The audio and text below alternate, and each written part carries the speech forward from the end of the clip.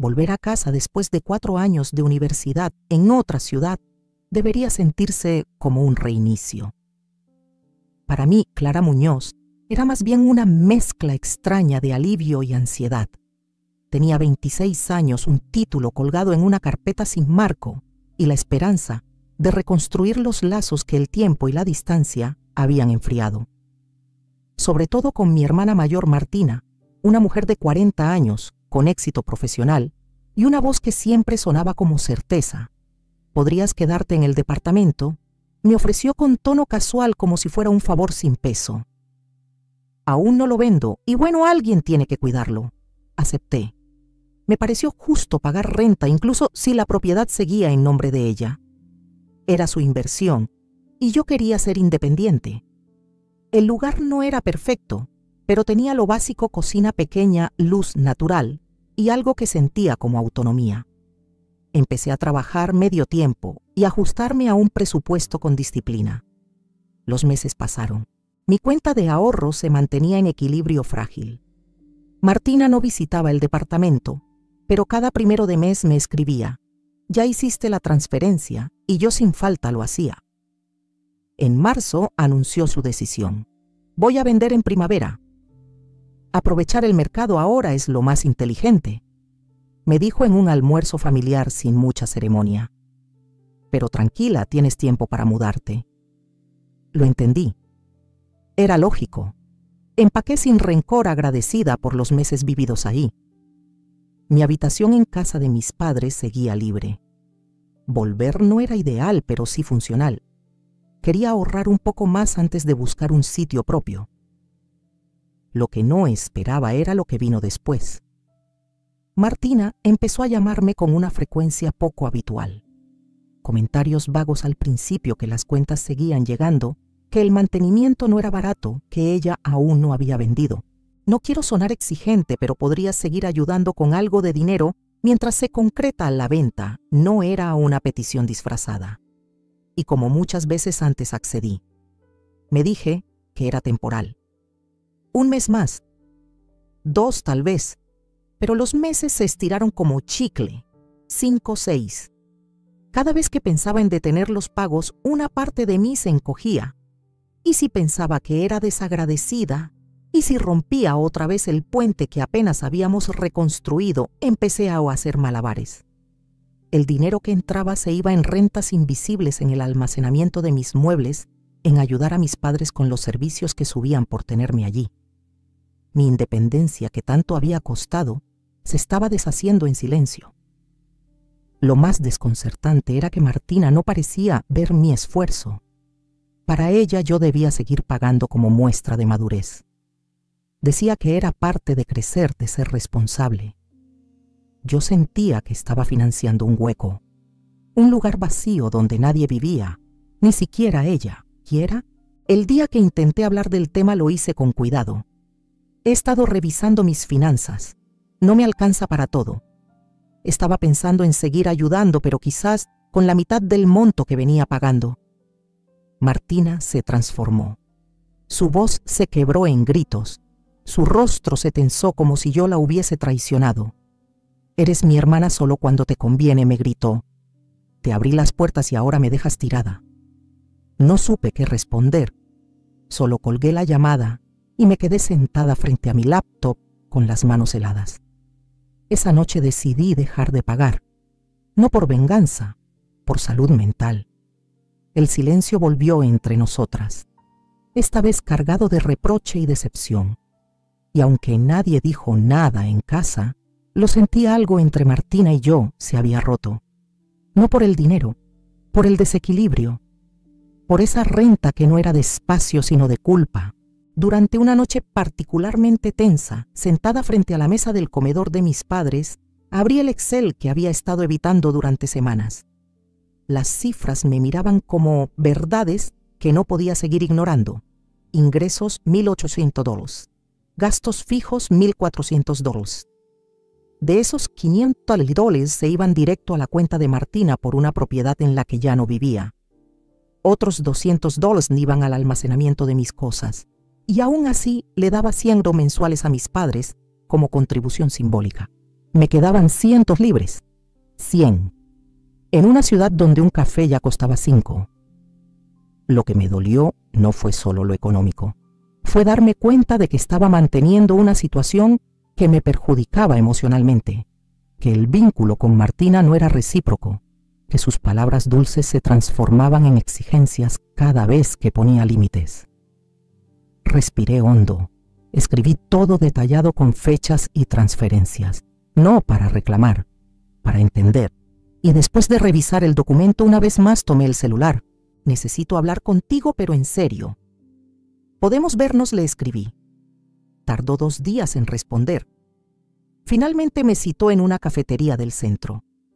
Martina llegó con su chaqueta de siempre, el cabello perfectamente recogido y esa actitud segura que la hacía parecer inquebrantable.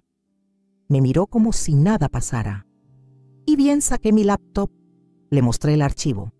Esto es todo lo que he pagado desde que me mudé del departamento. Estoy gastando más ahora que cuando vivía sola. No puedo más. No quiero más. Martina bajó la mirada, no para reflexionar, para preparar su defensa. Yo también tengo mis deudas, Clara. No es que estés regalando el dinero. Te pedí ayuda porque confiaba en ti, porque eres mi hermana. Pero no me preguntaste si podía. Solo asumiste que debía, le respondí con voz serena pero firme. Yo también confiaba en ti y no sentí lo mismo de vuelta. El silencio se hizo incómodo. No gritamos esta vez. Solo nos quedamos allí 2 hermanas divididas por una línea invisible, la del abuso disfrazado de confianza. Al final le dije con claridad, no voy a seguir pagando. Y si eso rompe nuestra relación será tu decisión, no la mía. Ella recogió su bolso y se fue sin despedirse. Ese día no lloré, solo sentí alivio. Y por primera vez entendí que poner límites también es un acto de amor, por uno mismo. Pasaron un par de semanas después de aquella conversación tensa. Aunque había sido clara, sentía un pequeño nudo en el estómago. Pensaba en Martina, en los domingos de infancia, jugando a ser cocineras en las veces que me defendió en la escuela. Por eso, antes de cerrar la puerta, definitivamente decidí hacerle una propuesta más equitativa. Le escribí un correo formal pero afectuoso sin reproches.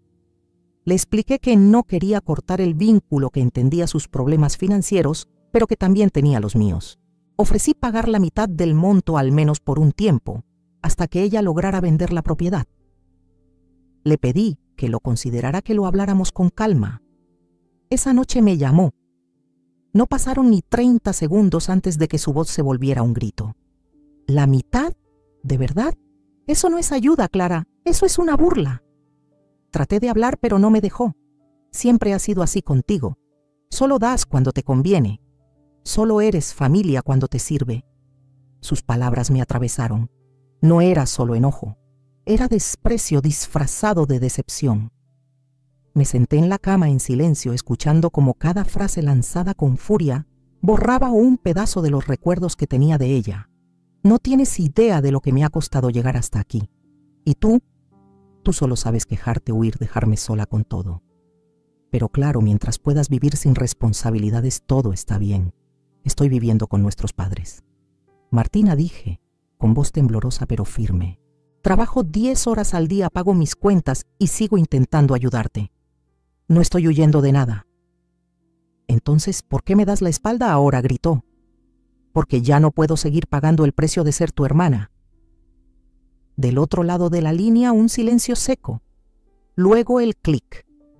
Cortó la llamada. Me quedé mirando el celular como si esperara que vibrara, que se disculpara, que entendiera. Pero no lo hizo. Esa noche sentí una tristeza que no venía del enojo ni del orgullo. Era la tristeza de saber que había perdido algo más que dinero. Había perdido una parte de la hermana que creía tener. Y sin embargo, no me arrepentí. Al día siguiente, cancelé la transferencia automática. Cerré el archivo de Excel.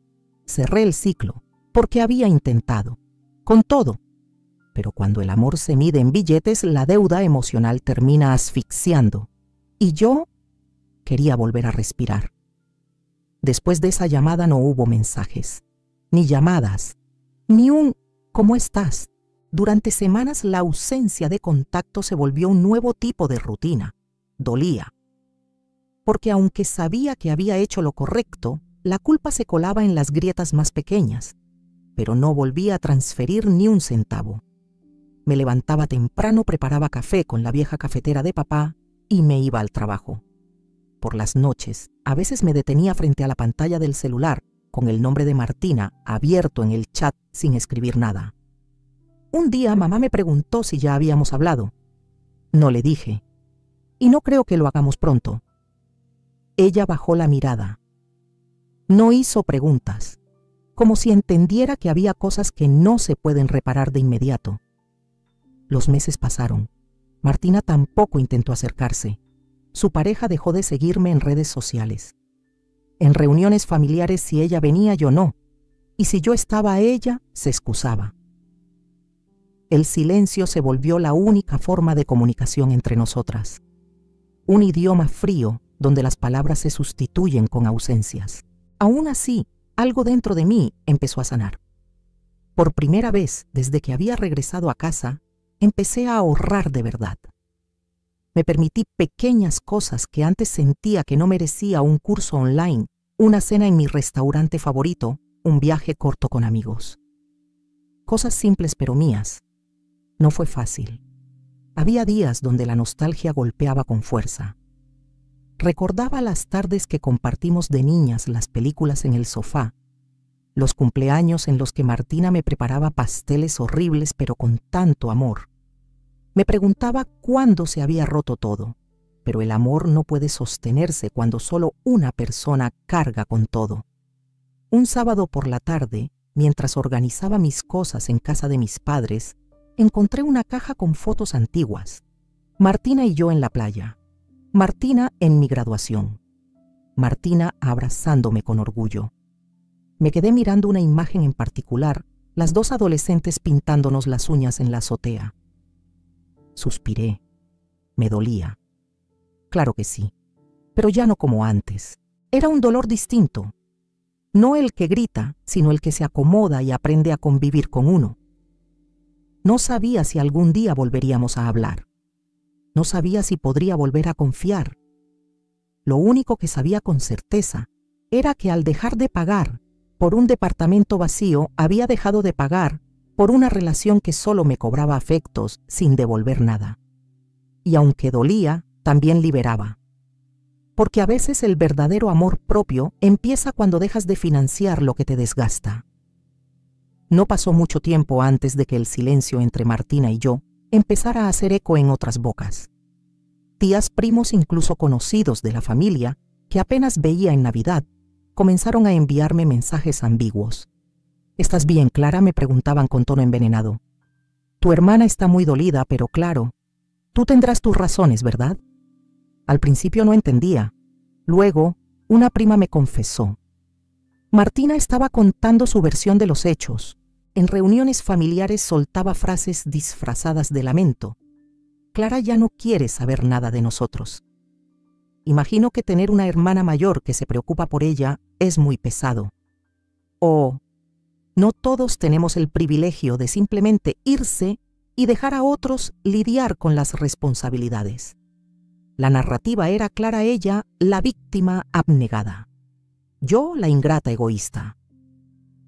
Al escuchar eso, una parte de mí quiso explotar.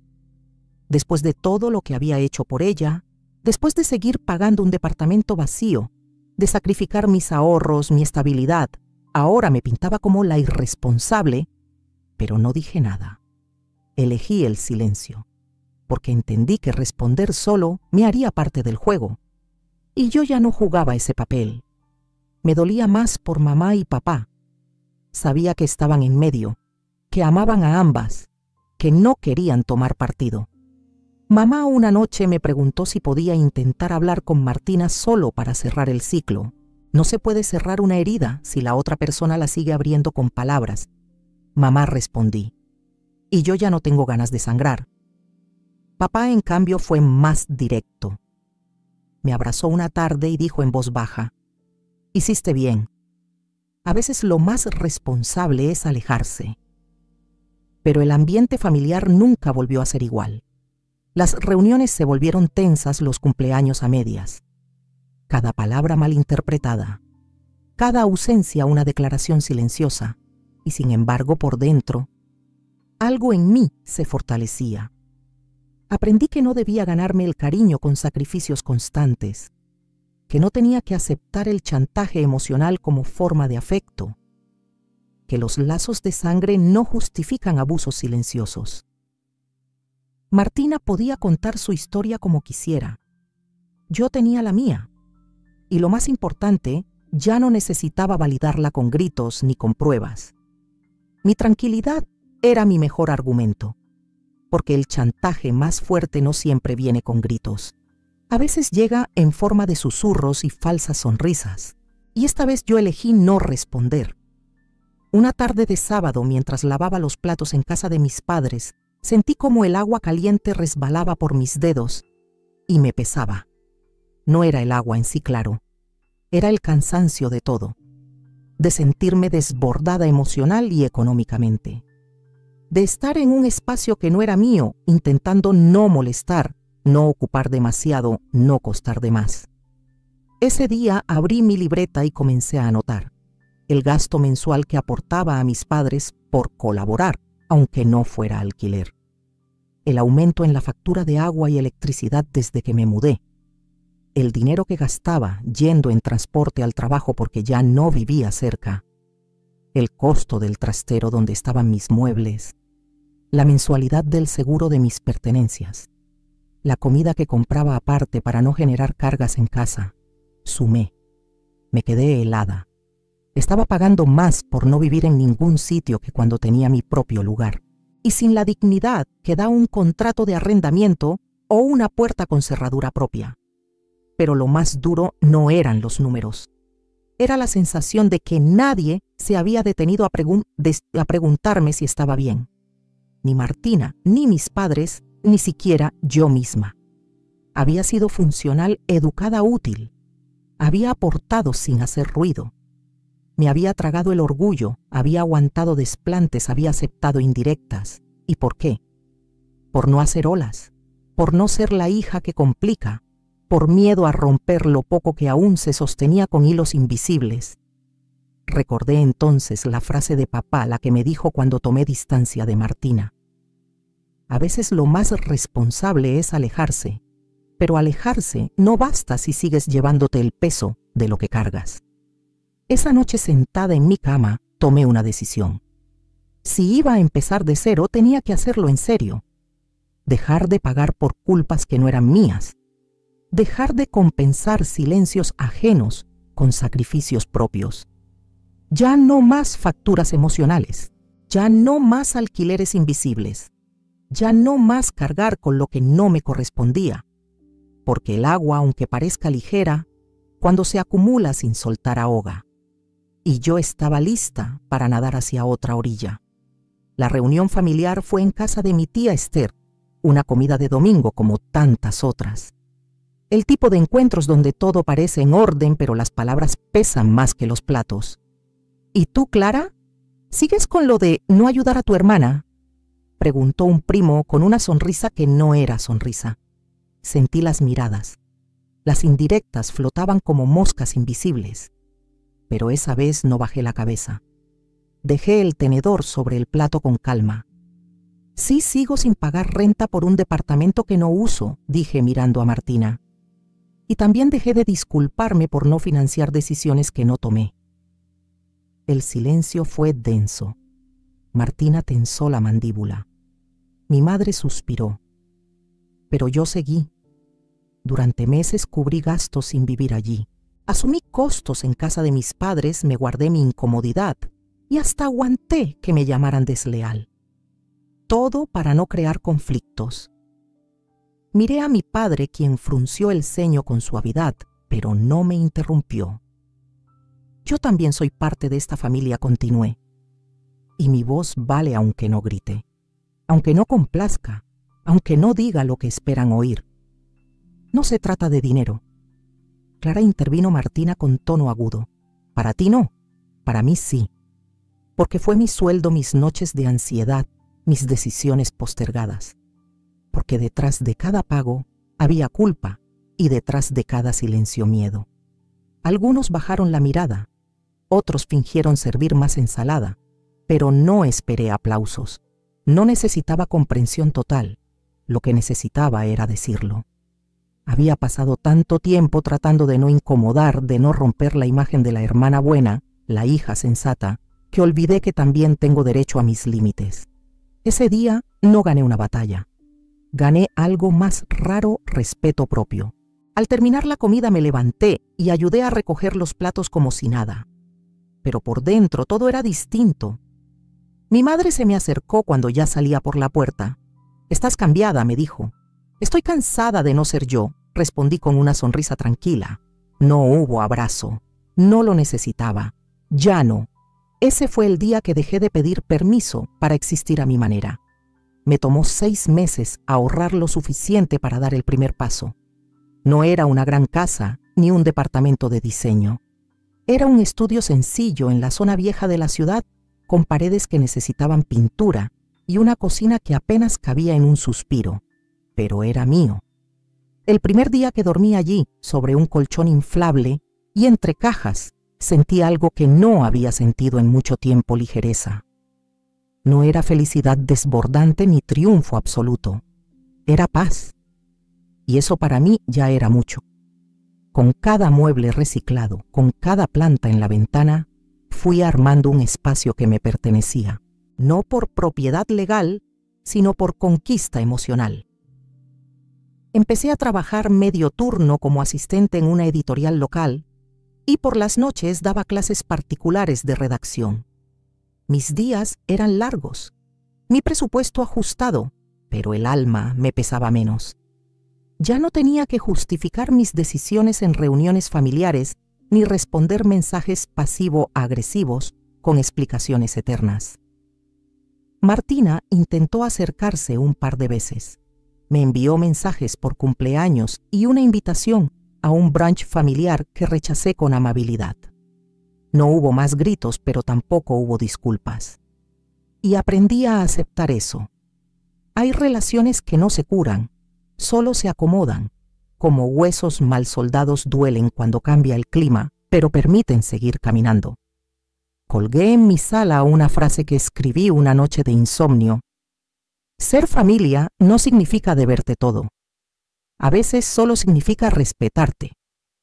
La enmarqué con una madera que encontré en un contenedor lijada con mis propias manos.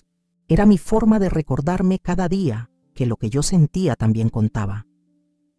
En el alféizar de la ventana planté romero albahaca y un poco de lavanda. Las veía crecer como testigos verdes de mi proceso. Me enseñaron paciencia, cuidado y que todo lo bueno toma tiempo. A veces, mientras regaba mis hierbas al atardecer, recordaba aquella noche en casa de mi tía cuando por fin hablé. No cambió el mundo, pero cambió mi mundo. Ya no necesitaba que todos me entendieran. Solo necesitaba escucharme a mí misma sin miedo. Los domingos ya no eran para almuerzos incómodos. Eran para leer, escribir o salir a caminar. El tiempo dejó de ser deuda y volvió a ser regalo.